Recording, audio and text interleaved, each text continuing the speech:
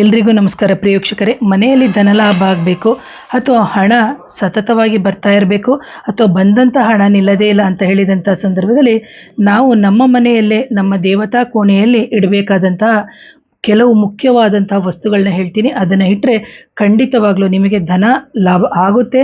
ಹಾಗೇನೇ ನಮ್ಮ ಮನೆಯಲ್ಲಿ ಐಶ್ವರ್ಯ ಅಂದರೆ ಬರೀ ವಸ್ತ್ರ ಒಡವೆ ಅಂತ ಮಾತ್ರ ಅನ್ಕೋಬೇಡಿ, ಅಷ್ಟೈಶ್ವರ್ಯಗಳು ನಮಗೆ ಸಿದ್ಧಿ ಆಗುತ್ತೆ ಅಂತ ಹೇಳ್ತೀನಿ.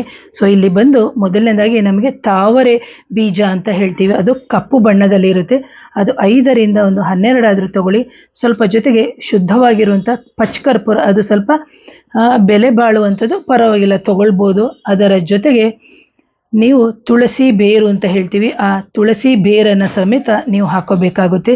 ಜೊತೆಗೆ ಏಲಕ್ಕಿ 10ರಿಂದ 12 ಏಲಕ್ಕಿ, ಜೊತೆಗೆ ಜವ್ವಾದಂಥ ನಿಮಗೆ ಸಿಗುತ್ತೆ ಗ್ರಂಥಿಗೆ ಅಂಗಡಿಯಲ್ಲಿ ಸಣ್ಣ ಬಾಟ್ಲಲ್ಲಿ, ಅದನ್ನು ತೊಗೊಂಡು ಬಂದು ಶುದ್ಧವಾದಂತಹ ಕೆಂಪು ವಸ್ತ್ರ ಅಥವಾ ಹಳದಿ ಬಣ್ಣದ ವಸ್ತ್ರದಲ್ಲಿ ಇಟ್ಟು ನೀವು ಕಟ್ಟಿ, ನೀವು ಅಮಾವಾಸ್ಯೆ ದಿನದಾದರೂ ಪೂಜೆ ಮಾಡ್ಬೋದು ಅಥವಾ ಹುಣ್ಣಿಮೆ ದಿನ ಮಾಡ್ಬೋದು. ಇಲ್ಲವೇ ನಿಮಗೆ ಶುಕ್ರವಾರ ಅಥವಾ ಗುರುವಾರ ದಿನಗಳಲ್ಲಿ ಅದನ್ನು ಇಟ್ಟು ನಿಮ್ಮ ಕುಲದೇವರ ಮುಂದೆ ಇಟ್ಟು ಪ್ರಾರ್ಥನೆ ಮಾಡಿ ಪೂಜಿಸಿ, ನೀವು ನಿಮ್ಮ ಕ್ಯಾಶ್ ಬಾಕ್ಸು ಅಥವಾ ನಿಮ್ಮ ವಾರ್ಡ್ರೋಬ್ ಅಂತ ಏನಿದೆ ಅದರಲ್ಲಿ ಇಡೋದ್ರಿಂದ ಖಂಡಿತವಾಗ್ಲೂ ಹಣ ಲಾಭ ಆಗುತ್ತೆ. ಜೊತೆಗೆ ಬಂದಂತಹ ಹಣವೂ ಸಮೇತ ನಿಮಗೆ ನಿಲ್ಲುತ್ತೆ ಅಂತ ಹೇಳ್ತೀನಿ.